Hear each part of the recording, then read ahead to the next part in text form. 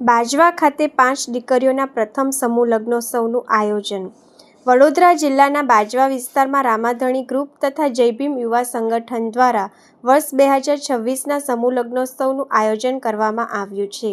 આ પ્રસંગે 5 દીકરીઓના સમૂહ લગ્ન યોજનારા છે, જેમાં સમાજના આગેવાનો, શુભેચ્છકો અને પરિવારજનોને ઉપસ્થિત રહી નવદંપતીઓને આશીર્વાદ આપવા આમંત્રણ આપવામાં આવ્યું છે।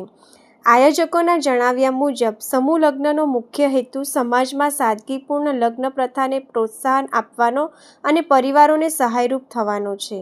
કાર્યક્રમમાં મોટી સંખ્યામાં સમાજના લોકો ઉપસ્થિત રહે તેવી શક્યતા વ્યક્ત કરવામાં આવી છે। કાર્યક્રમના આયોજન માટે રામાધણી ગ્રુપ અને જય ભીમ યુવા સંગઠન દ્વારા તમામ તૈયારીઓ પૂર્ણ કરી દેવામાં આવી છે। આયોજકોએ દરેક સમાજના તમામ લોકો હાજર રહી નવદંપતીઓને શુભકામનાઓ પાઠવવા આવી વાઘોડિયાના પૂર્વ ધારાસભ્ય મધુભાઈ શ્રીવાસ્તવ, લખન દરબાર, નરેન્દ્રસિંહ અનગઢ, નરેન્દ્ર રોહિત, ગિરિરાજસિંહ, બાજવા ગામના સરપંચ તથા બાજવા તાલુકાના સદસ્ય ઉપસ્થિત રહ્યા હતા।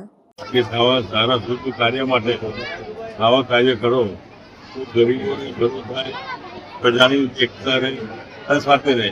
અને સમૂહ લગ્નમાં મને બોલાવ્યો, રમાપીરના મંદિર પાસે મને બોલાવ્યો, એ બધા બી કાર્ય કરવાનો ખૂબ આભાર। મારો જુદો વિસ્તાર છે, લગભગ વર્ષો સુધી હું પ્રતિનિધિ રહ્યો છું। આજે બી પ્રતિનિધિ છું, એમાં કોઈ સંસ્કારો વિસ્તાર નથી, એમાં સમય બદલાય। આજે સમૂહ લગ્ન પણ થાય, 5 સમૂહ લગ્ન થયા છે, એના પછી વર્ષો સુધી સારા સમૂહ લગ્ન થાય અને બધાનો ઉદ્ધાર થાય, એ જ મારી શુભકામનાઓ। અને દેવ જોડા સુખી રહે અને દંપતીને નિરોગી રહે, એ જ મારી પ્રાર્થના। વડોદરા તાલુકાના બાજવા ગામના જય ભીમ યુવા સંગઠન તેમજ રામાધણી ગ્રુપ દ્વારા છેલ્લા ઘણા વર્ષોથી અલગ અલગ પ્રકારની સેવાકીય કાર્યો કરવામાં આવ્યા છે। એ જ અનુસંધાને આ વર્ષે પ્રથમ સમૂહ લગ્નનું આયોજન પણ કરેલ છે।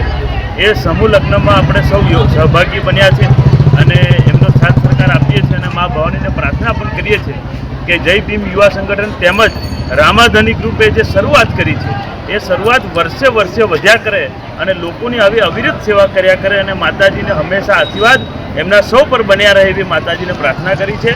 સૌ ગ્રુપના તમામ સભ્યોને અભિનંદન સાથે શુભકામનાઓ પાઠવું છું। જય માતાજી।